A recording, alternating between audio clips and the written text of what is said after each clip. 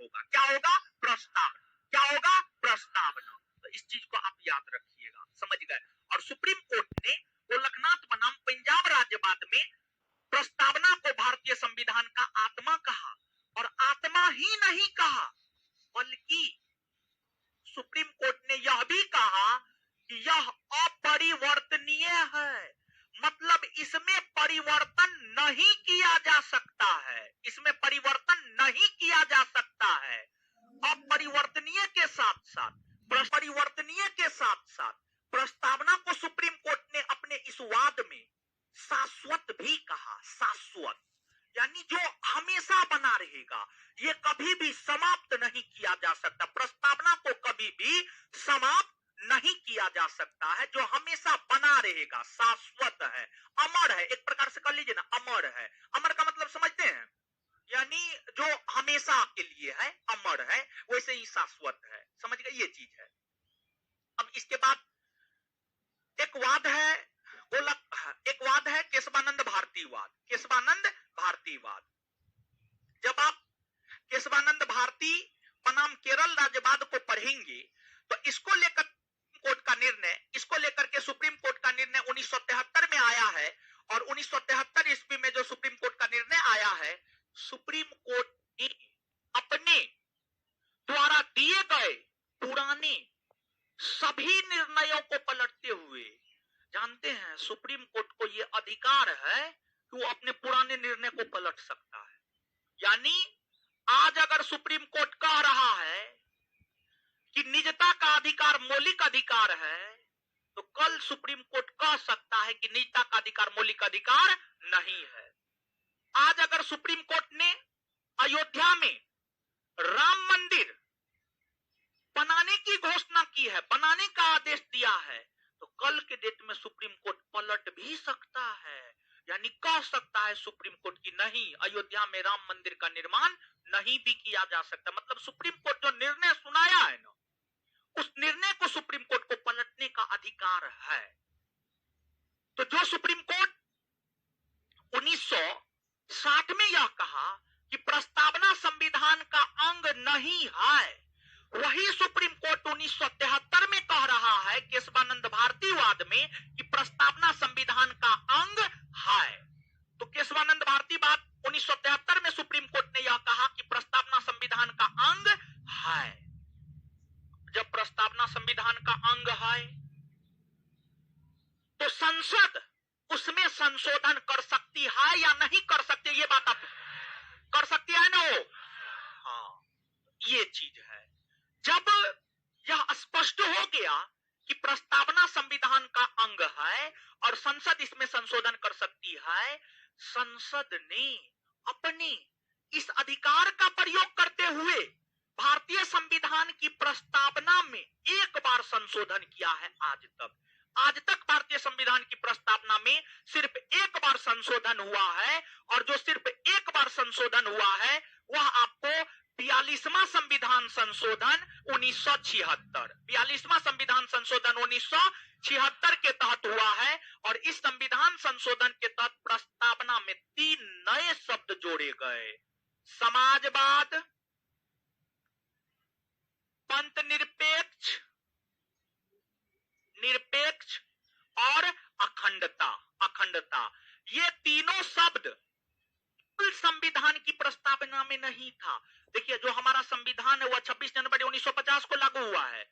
26 जनवरी 1950 को जो हमारा संविधान लागू हुआ था, जिसमें प्रस्तावना भी लागू हुआ था, उसमें ये 3 गो शब्द नहीं था। ये 3 गो शब्द जुड़ा है 42वां संविधान संशोधन 1976, 42वां संविधान संशोधन 1976। और एगो बात और, यहाँ पर थोड़ा सा आज के डेट में जो कंपटीशन है वो सीधा सीधा क्वेश्चन नहीं पूछता है, थोड़ा थोड़ा घुमा घुमा करके पूछता है। तो ये जो 42वां संविधान संशोधन हुआ है, 42वां संविधान संशोधन इंदिरा गांधी सरकार के द्वारा किया गया। मतलब उस समय इंदिरा गांधी प्रधानमंत्री हुआ करती थी, इंदिरा गांधी सरकार के द्वारा किया गया, इंदिरा गांधी सरकार के द्वारा। और इंदिरा गांधी सरकार ने 42वां संविधान संशोधन सरदार स्वर्ण सिंह कमेटी के अनुशंसा पर किया। सरदार स्वर्ण सिंह कमेटी ने कई सारी सिफारिशें की थी सरदार स्वर्ण सिंह कमेटी ने जो सिफारिशें की थी, उन सिफारिशों को लागू करने के लिए ही इंदिरा गांधी की सरकार के द्वारा 42वां संविधान संशोधन 1976 ईस्वी में किए गए, जिसके तहत प्रस्तावना में 3 नए शब्द समाजवाद, पंथ निरपेक्ष और अखंडता जोड़ा गया। क्या हम यह बात कह सकते हैं कि सरदार स्वर्ण सिंह कमेटी के अनुशंसा पर समाजवाद, पंथ निरपेक्ष और अखंडता शब्द जोड़ा गया? ये बात हम कह सकते हैं या नहीं कर?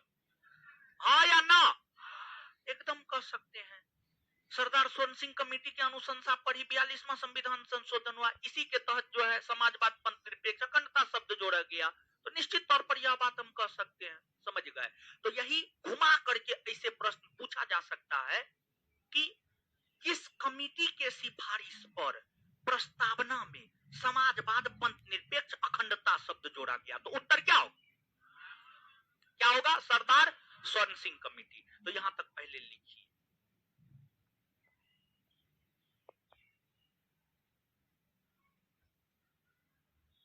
लिखिएगा।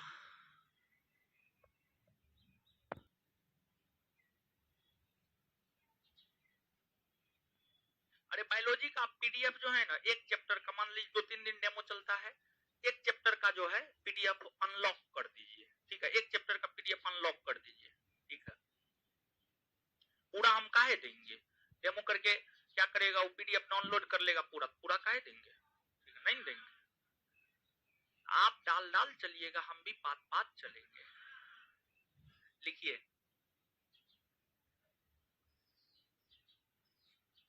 बहुत मेहनत लगता है नोट बनाने में। एगो चैप्टर बना के देखिए ना, समझ गए?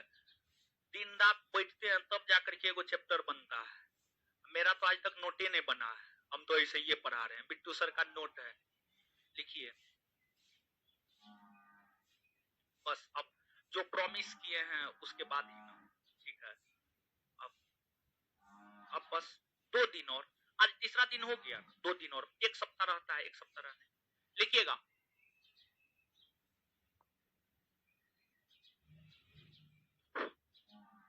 बेरुवारीवाद 1960 में, बेरुवारीवाद 1960 में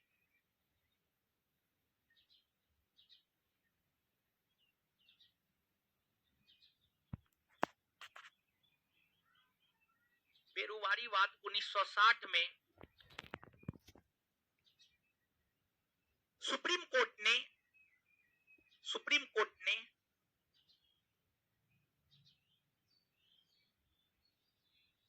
कोर्ट ने यह कहा कि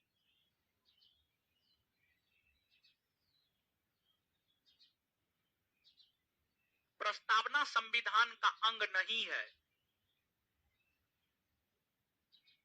प्रस्तावना संविधान का अंग नहीं है, जिस कारण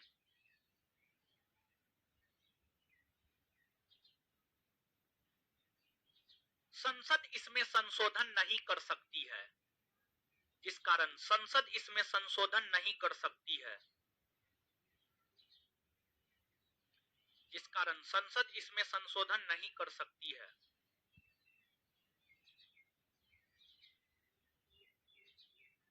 आगे, गोलकनाथवाद 1967 में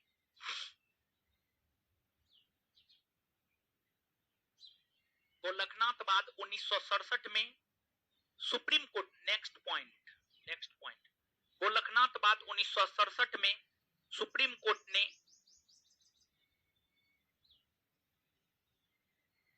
प्रस्तावना को संविधान का आत्मा बताया, संविधान का आत्मा बताया, और कहा कि प्रस्तावना अपरिवर्तनीय और शाश्वत है। प्रस्तावना अपरिवर्तनीय और शाश्वत है। प्रस्तावना अपरिवर्तनीय और शाश्वत है। प्रस्तावना अपरिवर्तनीय और शाश्वत है। प्रस्तावना अपरिवर्तनीय और शाश्वत है। आगे, नेक्स्ट पॉइंट, केशवानंद भारतीवाद 1973 में, केशवानंद भारतीवाद 1973 में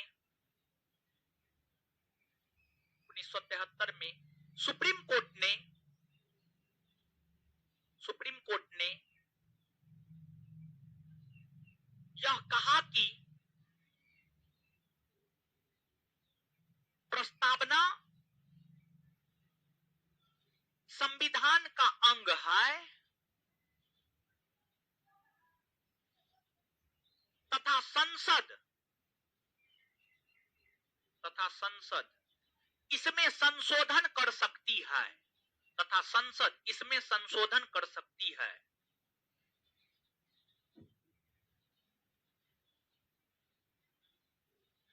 फुल स्टॉप। संसद ने अपने इस अधिकार का प्रयोग करते हुए,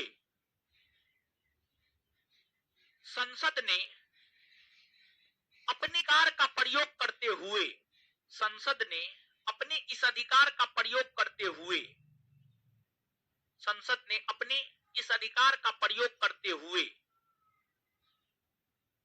संविधान की प्रस्तावना में, संविधान की प्रस्तावना में एक बार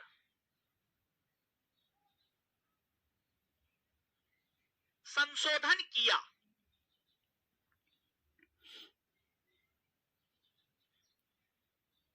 फुल स्टॉप। नीचे से नेक्स्ट पॉइंट, एक बार संशोधन किया। नेक्स्ट पॉइंट, 42वां संविधान संशोधन 1976 के तहत, 42वां संविधान संशोधन 1976 के तहत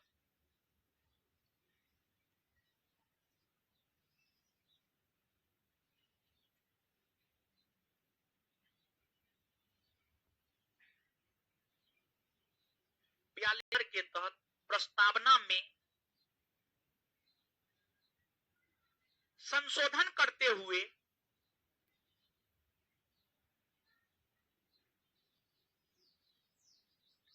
तीन नए शब्द जोड़े गए,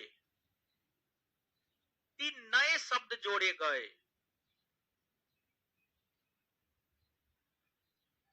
जो निम्न है।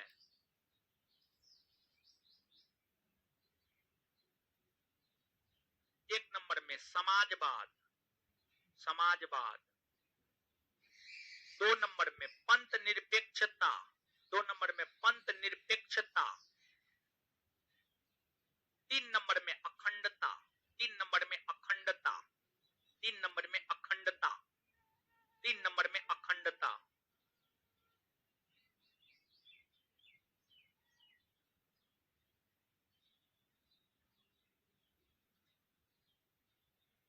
चलिए, तो ये चीज है। अब आइए एक बार आज जितना पढ़े हैं पर उसको याद करते हैं, तब आगे बढ़ेंगे।